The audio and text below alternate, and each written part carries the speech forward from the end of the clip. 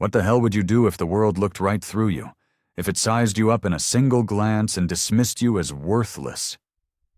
Let me know your honest-to-God answer in the comments below, because you're about to witness an absolute masterclass in what happens when they fuck with the wrong woman. And hey, before we dive into this insane story of karma, do me a favor and obliterate that like button and subscribe to the channel. Trust me, you are not going to want to miss a single second of this. The biting November wind howled around the steel and glass canyons of Chicago's Wacker Drive, a sound like a predator stalking its prey.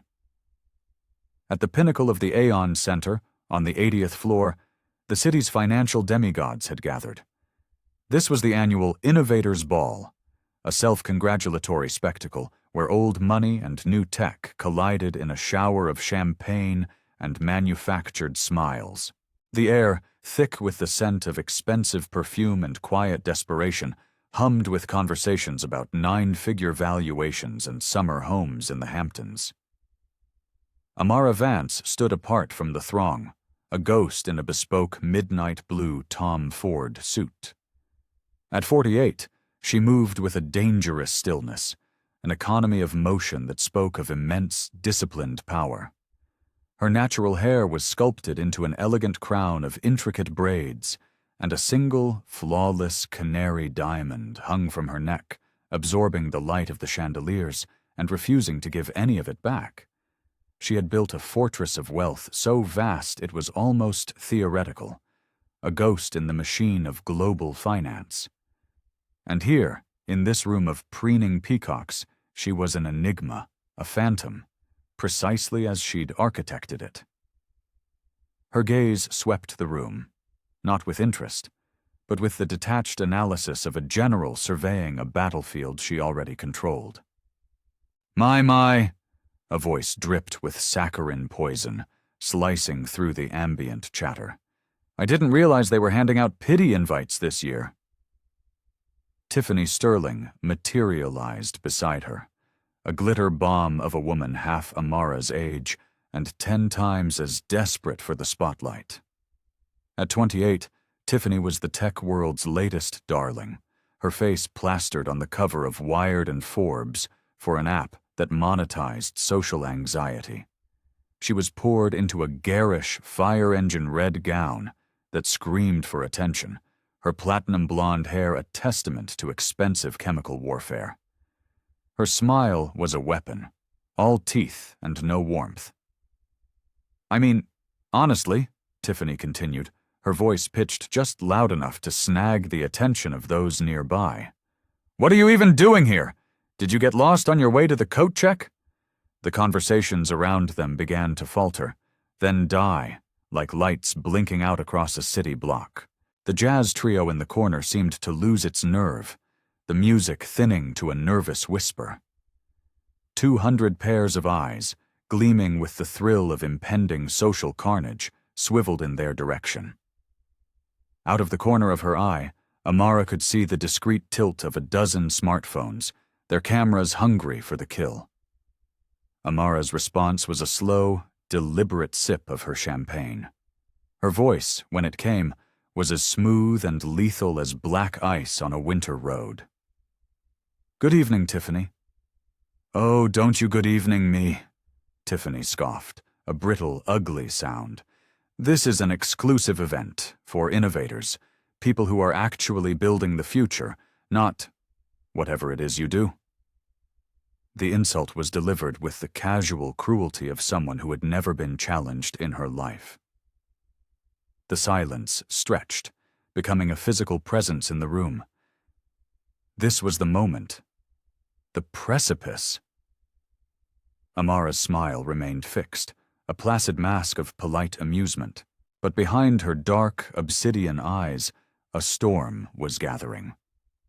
It wasn't anger. It was something far colder, far more ancient. It was the promise of a reckoning, a glacial shift in the balance of power that Tiffany, in her youthful, arrogant blindness, was utterly incapable of perceiving. The Monday that followed arrived with a cruel gray sky that spat a miserable, freezing rain onto the streets of Chicago. Amara's obsidian black, lucid air purred to a stop before the imposing granite and smoked glass facade of Croft and Sterling Capitol, a 70-story monument to avarice that clawed at the heavens. The name was etched in severe bronze letters above the entrance, a name she owned, though no one inside knew it yet. 3 years prior, she had devoured the failing institution known as Midwest Fidelity Bank through a complex, invisible web of holding companies and offshore trusts. The acquisition had been silent, brutal, and surgical. She had gutted the toxic assets, excised the incompetent old guard, and rebuilt it from the inside out, transforming it into one of the most powerful boutique investment firms in the country. Croft and Sterling Capital was her creation, a gleaming machine of profit and influence. And today, she was walking into its heart to see how the gears turned when the ghost was made flesh. The heavy glass doors hissed open and shut, sealing her inside the cavernous lobby.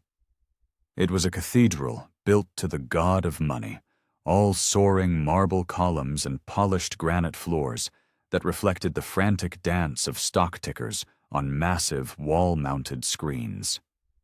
Her heels made no sound on the expensive rugs as she approached the reception desk. She had dressed for the part she was about to play, a simple, impeccably tailored gray wool dress, a single strand of pearls, an understated leather portfolio. To the undiscerning eye, she was just another successful anonymous professional. The receptionist, a young woman named Brittany Miller, looked up. She was 26, fresh out of a Big Ten business school, with blonde hair pulled into a severe ponytail and a navy blue sheath dress that screamed, "Corporate Drone." Her initial smile was bright, practiced, and utterly meaningless. "Good morning," Brittany chirped, but her eyes were already doing a cold, swift calculation. The smile tightened, losing what little warmth it had. The professional mask snapped into place. "How can I help you?" "I'd like to speak with the CEO, please." Amara's voice was calm, pleasant. Brittany's perfectly sculpted eyebrows arched in disbelief. "Do you have an appointment?" "No, but I assure you he'll want to see me. It's regarding a significant wealth management opportunity." The skepticism was a physical force, a wave of condescension rolling off the receptionist. Brittany's gaze did a slow, insulting crawl from Amara's face, down her dress to her shoes and back up again, and the appraisal had nothing to do with finance and everything to do with a venomous cocktail of race, gender, and class. "I'm sorry," Brittany said, her tone hardening into a wall of bureaucratic indifference. "Mr. Croft has a fully committed schedule. He meets only with pre-vetted, referred clients." Amara's patient expression didn't waver. "Perhaps you could simply check. I'm willing to wait." "That won't be possible." Brittany's voice was now clipped, dismissive.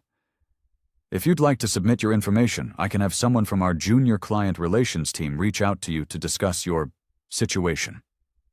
The word situation was left to hang in the air, dripping with insinuation, as if Amara were a problem to be managed, not a client to be courted.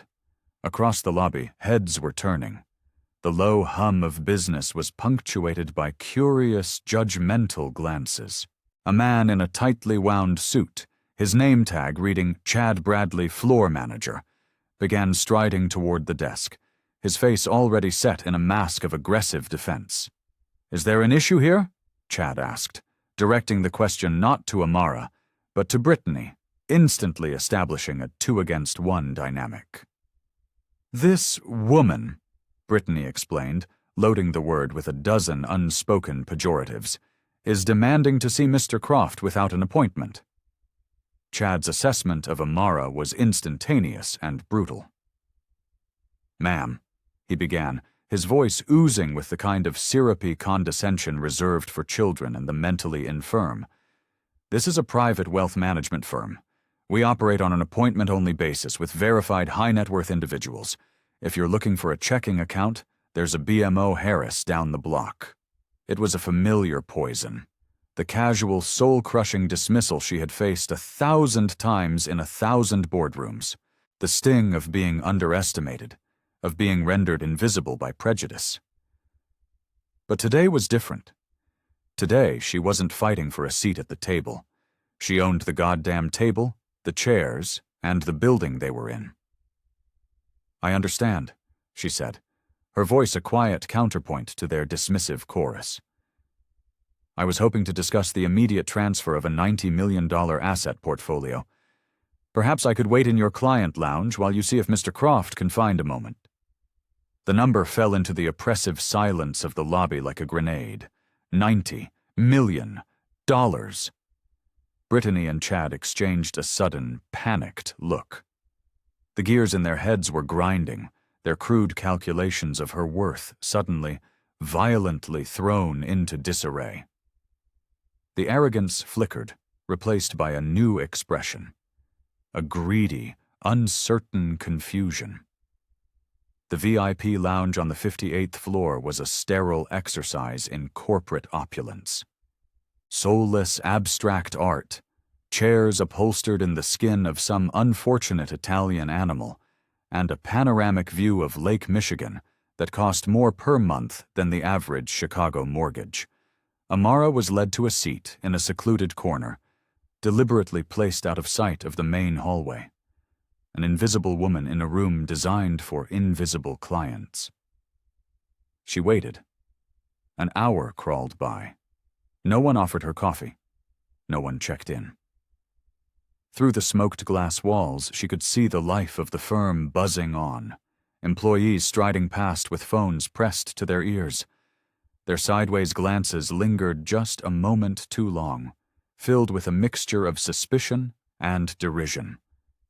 The whispers were just faint enough to be deniable, but she heard them. Probably lying.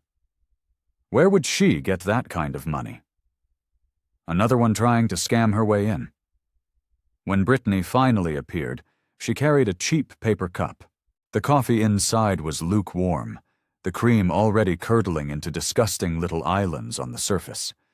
Condensation slicked the outside of the cup, a clear sign it had been sitting on a counter for ages. "Sorry for the delay," Brittany said, her voice devoid of any actual apology. "Mr. Croft is in a series of critical meetings with his most important clients." "Of course," Amara replied, taking the wretched coffee without a word of complaint. She noted the way Brittany's hand recoiled, as if their fingers might accidentally touch. "How much longer do you think it will be?" "Hard to say," Brittany sniffed, a smug little smirk playing on her lips. "People with real money tend to be very demanding of his time, you know?"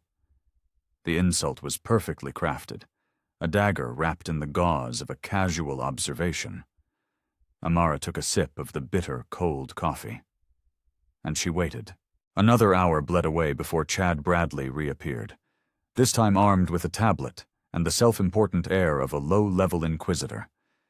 He sat opposite her, his posture a calculated display of casual dominance. "Okay, Ms. Vance, is it?" he began, not waiting for a confirmation.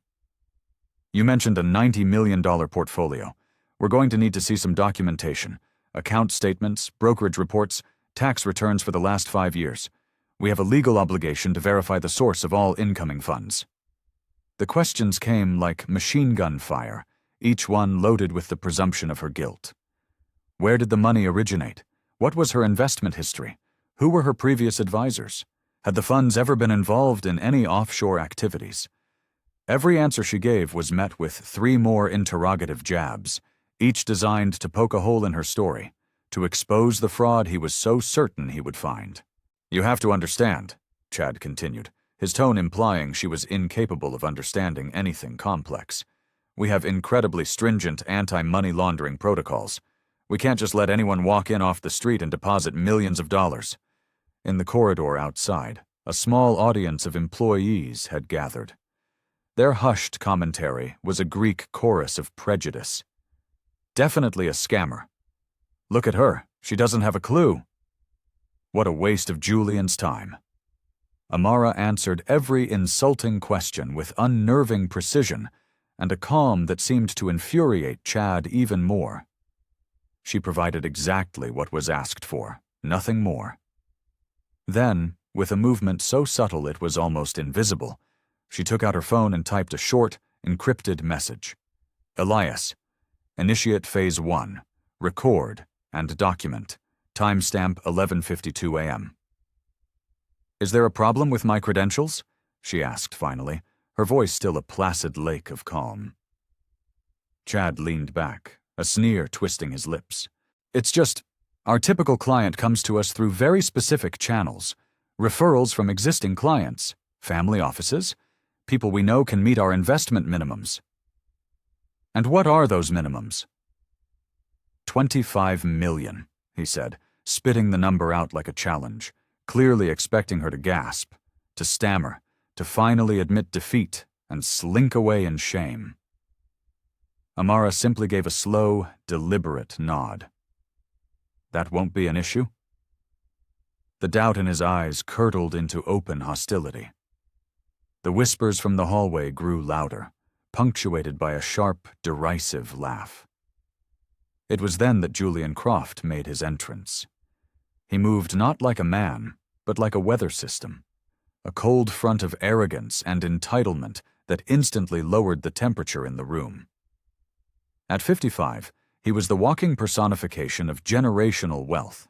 His suit was a Savile Row masterpiece. His silver hair was coiffed with an architect's precision, and his handshake, when he deigned to offer it, felt like a contract you were already losing. "Miss Vance?" he said, his voice a low, rumbling purr of condescension. He didn't sit so much as occupy the chair across from her, claiming the space as his own. "I'm told you believe you're interested in our services." "That's correct," Amara said. "I'm looking to consolidate a substantial portfolio, and I'm assessing the capabilities of Croft and Sterling." Julian's smile was a predatory baring of teeth. "Ambitious. Tell me about your background, your experience with, shall we say, institutional-grade financial instruments?" The subtext screamed from every syllable. "Prove to me you belong in my world." "I have been a professional investor for over 2 decades, specializing in—" He cut her off with an impatient flick of his wrist. "Professional investor? You mean you day trade on E-Trade? Flip a few cryptocurrencies? We're not a retail brokerage, Ms. Vance." "I manage portfolios focused on emerging global markets and disruptive technology," she continued, ignoring the interruption. "Ah!" Julian's face was a mask of dawning, false understanding. "One of those little boutique advisors. Small-time accounts, retail clients, I see. That certainly explains the confusion." The pause he inserted before the word confusion was a masterpiece of passive aggression. Just then, Brittany appeared at his elbow like a loyal, well-trained dog. "Mr. Croft, your 2 o'clock is here. The Van Horn estate." "Of course." Julian stood abruptly, his attention already vaporizing from Amara. "Ms. Vance, I believe there has been a significant misunderstanding. Croft and Sterling caters exclusively to institutional clients, pension funds, sovereign wealth trusts, ultra-high net worth families. We simply aren't structured to handle smaller, less sophisticated accounts." "I mentioned a $90 million asset base." Julian let out a short, sharp bark of a laugh. "Yes, well, people mention many things. Look, I'm sure you're very good at what you do, in your particular sphere.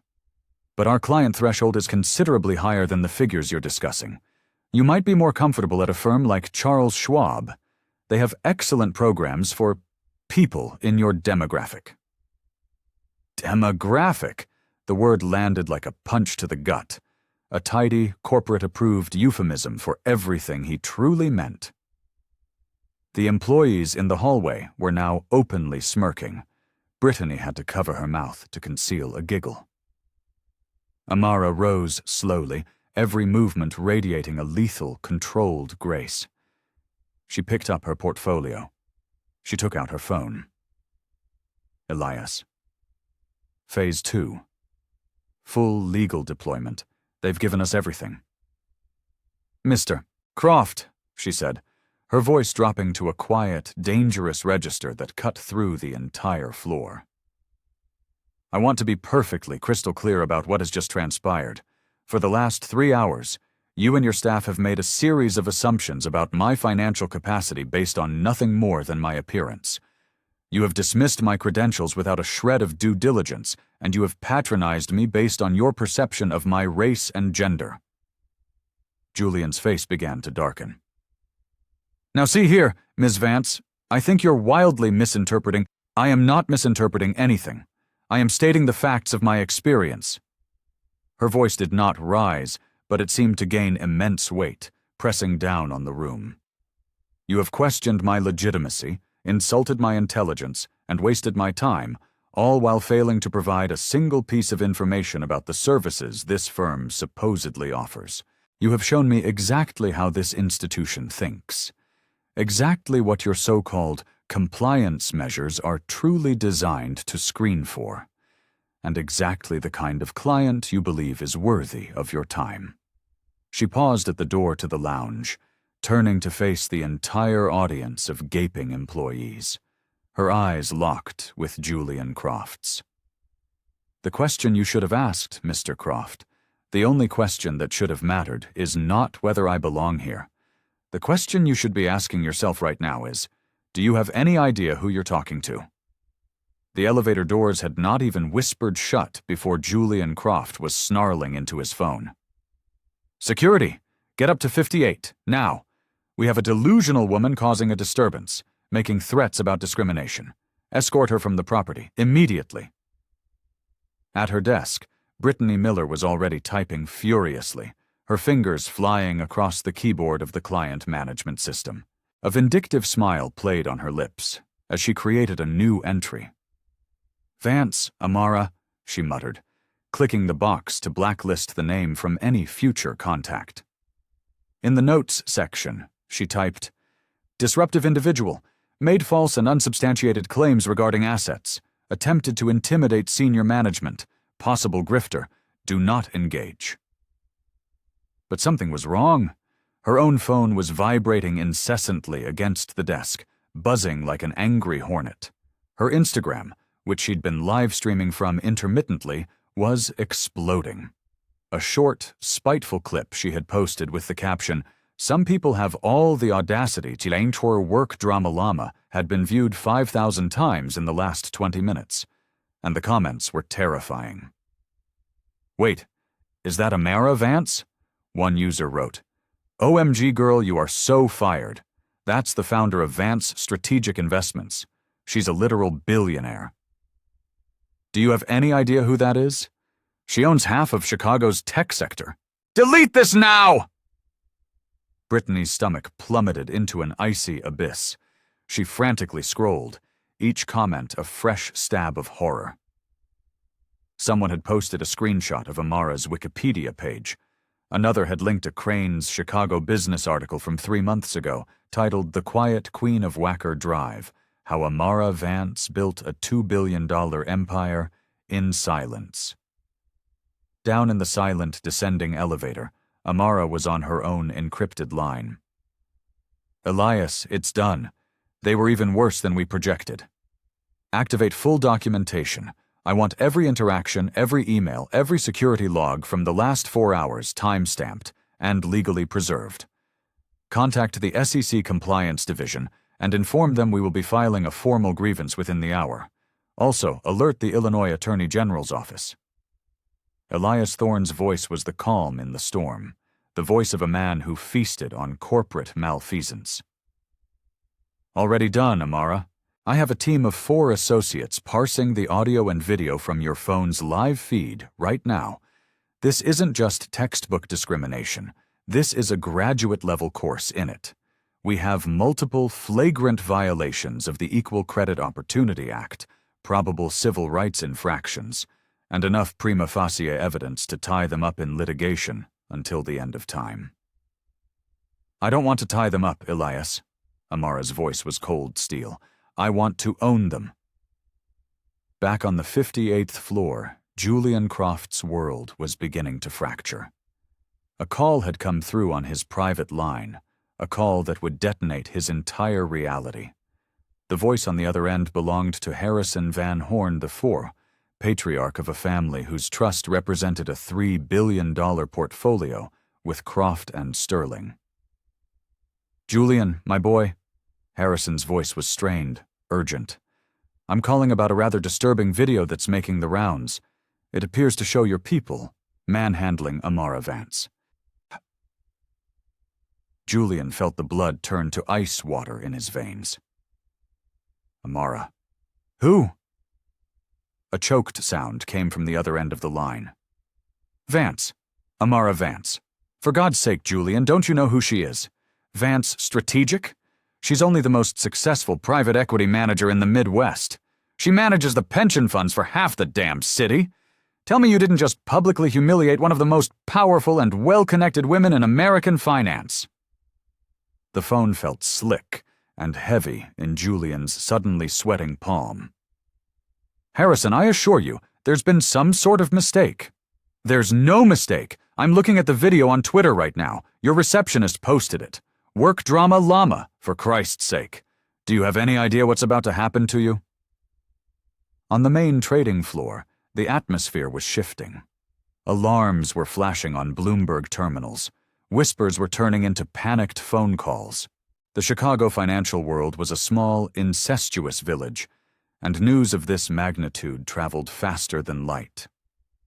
Chad Bradley scrambled toward Julian's office, his face pale and clammy. Sir, we have a major problem. That woman, the one from earlier, she's not who we thought. What are you talking about, Chad? She's Amara Vance, of Vance Strategic Investments. The Amara Vance who took a $50 million inheritance and turned it into $2 billion in less than a decade. The one who sits on the board of the University of Chicago's endowment fund. The one who... Stop. Julian's voice was a strangled whisper. Just stop talking. But Chad couldn't stop. The words were a torrent of terrified realization. Sir, her personal net worth is greater than our firm's entire book of business. She has personal relationships with finance ministers in 6 different countries. She's the primary benefactor of the mayor's inner city development fund. And we told her to try Charles Schwab. The silence that descended on the office was absolute, broken only by the frantic chime of 100 incoming email alerts. Julian's assistant burst in without knocking, her face as white as a sheet. Mr. Croft, it's a nightmare. The switchboard is melting down. The Wall Street Journal, Bloomberg, CNBC, they all want a statement on our firm's discriminatory practices. And sir, the video is everywhere. It's gone viral. Julian stared at his monitor. On the screen, a hashtag was trending globally.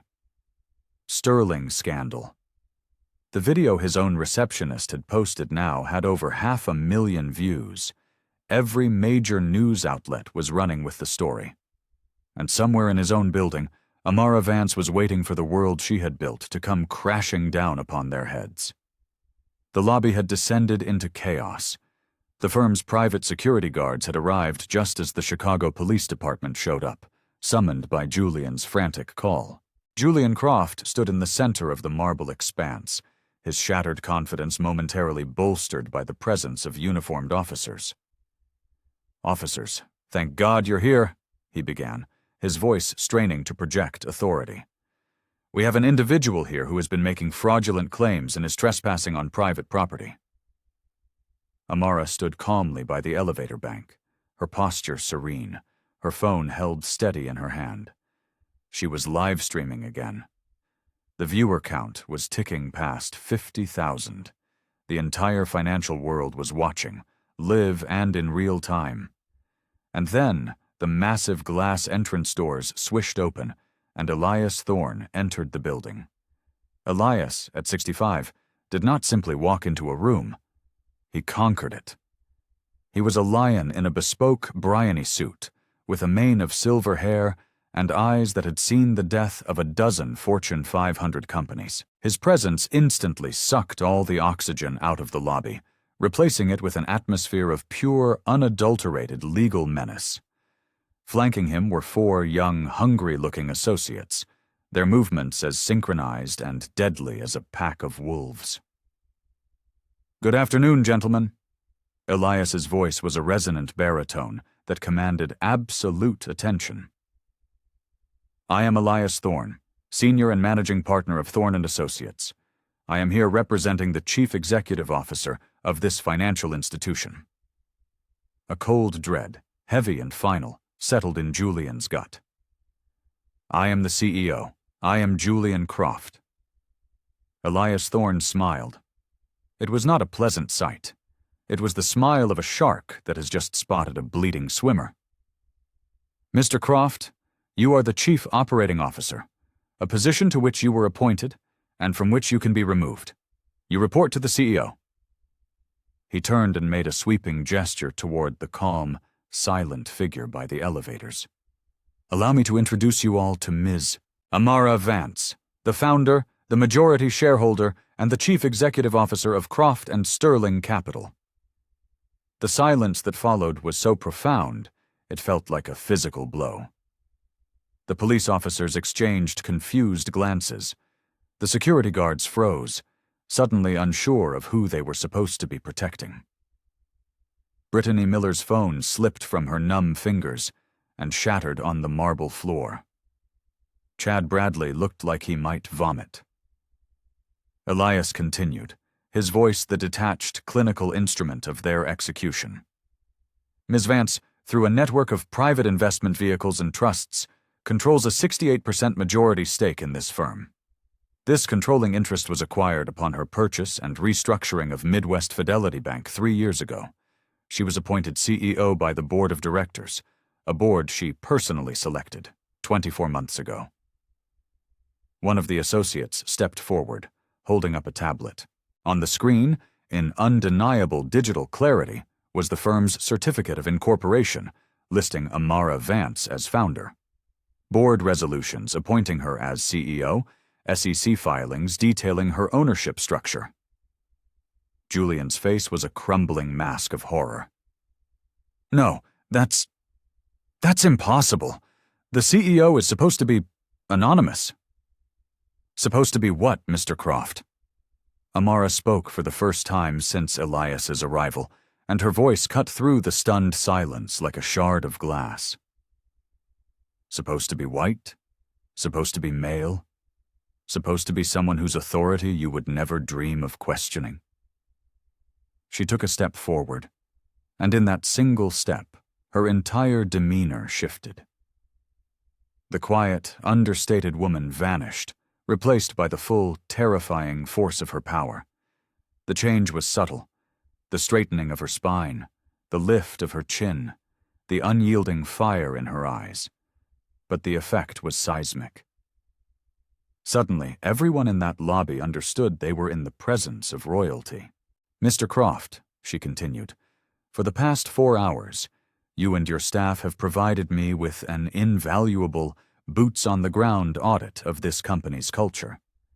You have demonstrated, with breathtaking clarity, exactly why this institution was failing and in need of new leadership. You have judged a potential client not on the merits of their assets, but on the color of their skin. You have applied a bigoted, ignorant, and frankly illegal standard of service, all while standing in a building that bears a name I allowed you to keep, and drawing a salary I personally approve." All around them, the dam of denial had broken. Employees were frantically pulling up company profiles on their phones, their faces contorting in sickening realization. The whispers turned to gasps. "The woman you dismissed as a grifter," Elias boomed, "currently manages a personal investment portfolio north of $2 billion. She has advised the World Bank on African development strategies. Her philanthropic foundation has endowed chairs at Northwestern, Harvard, and Stanford. And for the past 2 years, gentlemen, she has been your boss. Elias presented another tablet to Julian. It showed the firm's internal organizational chart. There, at the very top, in bold black letters, were the words, Amara Vance, CEO. Every major decision you have made has required her silent approval, Elias said. Every bonus you have collected has been paid from the profits her strategies have generated, and today you have given her the most comprehensive and damning demonstration imaginable of how her employees behave when they think she isn't in the room. All right. I have to pause here. This is the moment of truth. What do you think should happen to them? A simple firing? Or something more creative? I need to hear your thoughts in the comments. And if you are loving this story of sweet, sweet justice, prove it by hitting that subscribe button right now. The finale is coming, and you don't want to miss how this ends. The police officers, recognizing a slaughter that was far outside their jurisdiction, quietly backed away. The security guards looked at Amara, awaiting new orders, and Julian Croft, the COO of Croft and Sterling Capital, stood broken in the lobby of his own building, finally understanding that he had just committed career seppuku in front of a live global audience of tens of thousands. Amara's phone was vibrating with calls from every major news network on the planet. The story wasn't just breaking. It was a tsunami. Now, Amara said, her voice dropping to a quiet, authoritative hum that was more terrifying than any shout. I believe it's time for a performance review. The 70th floor boardroom, a place where multi-billion-dollar deals were born, had never felt so much like a morgue. Amara sat at the head of a vast, polished mahogany table. Elias Thorne was at her right, a silent, menacing presence. Across from them, Julian Croft, Brittany Miller, and Chad Bradley sat in chairs that looked disturbingly like an electric chair, a witness stand, and a guillotine. The digital wildfire was out of control. Sterling scandal was the #1 trending topic in the world. The original video now had over 3 million views. CNN had a correspondent reporting live from the street below, where a crowd of protesters had already begun to gather. Let us begin with a clear and undisputed recitation of the facts, Amara started, her tone that of a surgeon about to make a series of precise incisions. At 9:05 a.m. this morning, I entered this building with the intent of being treated as a potential client. Over the next 4 hours, I was subjected to a systematic pattern of discriminatory and hostile treatment, based entirely on prejudiced assumptions. This treatment was not only witnessed, but it was actively documented and broadcast on social media by an employee of this firm, using company resources during business hours. Brittany Miller was openly sobbing, thick black streaks of mascara running down her face. Her Instagram account, which had once been her pride and joy, was now a cesspool of digital hatred. Fire Brittany was trending right below the main hashtag. Ms. Miller, Amara continued, her gaze pinning the young woman to her chair. You violated our corporate social media policy, our client confidentiality policy, and the most fundamental tenets of human decency. Your actions have exposed this firm to catastrophic legal and reputational damage. Julian finally found his voice, though it was a weak, pathetic thing. Amara, Ms. Vance, I implore you if we can just discuss this privately. There is nothing to discuss, Julian, she corrected, her voice dangerously soft. Your actions, and the actions of your staff, are a matter of public record. You are no longer in a position to negotiate. Elias slid a stack of documents across the gleaming table. Termination agreements, effective immediately. They landed in front of the trio with a soft, final thud. Mr. Croft, your employment with Croft and Sterling Capital is hereby terminated, Elias stated, his voice devoid of all emotion. "You will be escorted from the building by security. Your personal effects will be catalogued and delivered to your residence. As of this moment, your access to all company systems, accounts, and properties has been irrevocably revoked." Julian's face cycled through a spectrum of disbelief, rage, and finally abject terror.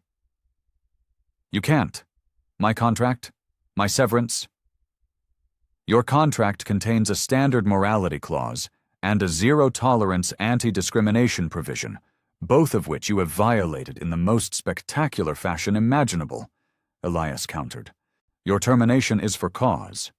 There will be no severance. There will be no golden parachute. And I can assure you, after today's events, your prospects for future employment in the financial sector are functionally non-existent." Outside the floor-to-ceiling windows, the protest on the street below was growing larger and louder. Signs reading, "Diversify Wacker Drive" and "Capitalism isn't a whites-only club" were clearly visible. "I didn't know," Brittany choked out between sobs. "I swear, I just didn't know who you were." "That," Amara said, her voice laced with ice, "is the entire point. You treated me this way precisely because you thought I was a nobody. You have shown me your true character. And I believe you." Chad Bradley, who had been silent and sweating profusely, finally spoke. "Ms. Vance, I apologize. What I did was inexcusable. My prejudice got the better of my judgment." Amara regarded him with a long, unreadable stare. "Mr. Bradley, you are suspended without pay for 90 days. During that time, you will complete a mandatory, comprehensive sensitivity and anti-bias training program, which I will personally select. Upon your return, you will be on probationary status for 2 years. A single complaint, a single misstep, and you are gone. Do you understand?" It was a brutal punishment, but it was a lifeline. He had shown a flicker of self-awareness, and she was rewarding it with a sliver of mercy. He nodded, his face a mask of profound relief and shame. The fallout was immediate and apocalyptic. By nightfall, Tiffany Sterling, the tech CEO from the Gala, was in freefall. The video of her initial confrontation with Amara had been unearthed and was now circulating as a prequel to the main event. Her company's investors were in open revolt. Her board of directors had called an emergency session. Within a week, she was forced into a humiliating resignation, her startup's valuation decimated. The Illinois Attorney General's office launched a full-scale investigation into the hiring and client service practices of every major firm in the Chicago Loop. 3 competing banks, in a desperate act of preemptive damage control, reached out to Elias Thorne to schedule voluntary audits of their own diversity policies. Justice wasn't just coming. It was a tidal wave, and Amara Vance was directing the tide. 2 weeks later, Amara sat in that same boardroom. The atmosphere of death was gone, replaced by a vibrant, electric sense of new beginnings. Sunlight poured through the windows, illuminating a new management team she had personally assembled.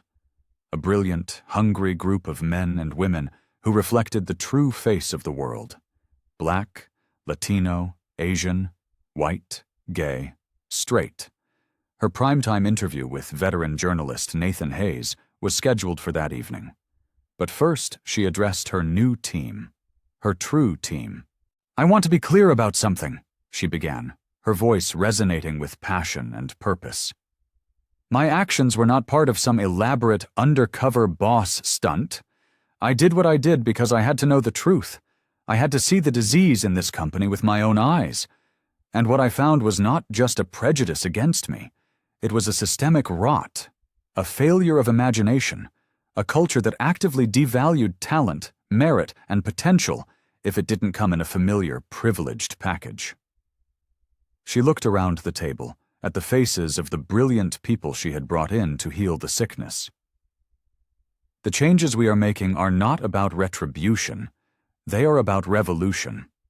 We are launching a $50 million venture capital fund dedicated solely to financing firms founded by women and people of color. We are establishing formal recruitment pipelines with Howard, Spelman, and the nation's top HBCUs. We are building a new model of corporate training focused not on avoiding lawsuits, but on fostering genuine empathy and understanding. We will become the gold standard. She paused, her gaze sweeping over her new colleagues. Every single one of us in this room knows what it feels like to be underestimated, to walk into a space and be judged before we even open our mouths. The only difference between you and me is that I had accumulated enough power to burn the old system to the ground. And now, so do you. Together, we will use that power to build something better in its place. That evening, her interview with Nathan Hayes was watched by 20 million people. She spoke not with rage, but with the profound, unshakable authority of a leader who had turned a lifetime of pain into a catalyst for monumental change. Discrimination isn't just a moral failure, Nathan, she explained, her voice calm and compelling. It is a catastrophic business failure. When your judgment is clouded by bias, you miss opportunities. You overlook talent. You make stupid, costly mistakes. The future of capitalism will be defined by those who understand this. The rest will become footnotes in history books. Hayes leaned in. Some critics have called your response extreme. They say you ruined careers over a simple mistake. Amara's smile was patient, but her eyes were steel. There was nothing simple about a 4-hour ordeal of sustained, systemic bigotry, documented by the perpetrators themselves. The consequences they faced were a direct and proportionate result of their own choices. But this has never been about them. This is about every young woman of color who will walk into a bank tomorrow. It's about every entrepreneur who doesn't look the part. My experience was a test of the system. The system failed. So now, I'm changing the system. In the final moments of the interview, Nathan Hayes asked the question the entire world was waiting for. What is your message to the millions of people watching tonight who have faced similar experiences, but don't have your power? Amara looked directly into the camera lens, speaking not just to the audience, but to every soul who had ever been made to feel small. Trust your truth, document the injustice, and never ever let anyone negotiate your worth. Your voice is your power. Silence is the accomplice of a broken system. She leaned forward, her voice dropping to an intimate, powerful whisper. But most importantly, understand this. Real power is not the ability to crush your enemies. That is the brittle, insecure power of tyrants and fools. True power is the strength to use your position, whatever it may be, to lift others up, to build a longer table, not a higher wall, to create a world where our value is measured by the content of our character and the quality of our ideas, not the color of our skin. Justice is not about revenge, she concluded, a silhouette of indomitable strength against the glittering Chicago skyline. It's about rebirth. The question is never if you have power. You do. The only question is, what will you do with it? The screen faded to black, but her words ignited a fire. This story is a powerful reminder that one person can be a catalyst for immense change. If it moved you, please share this video. Let's spread this message of empowerment far and wide. Don't forget to like, subscribe, and hit that notification bell so you never miss a story. And now, I want to hear from you in the comments. Tell me about a time you used your power, big or small, to make a difference. Let's inspire each other. Let's start the revolution right here, right now.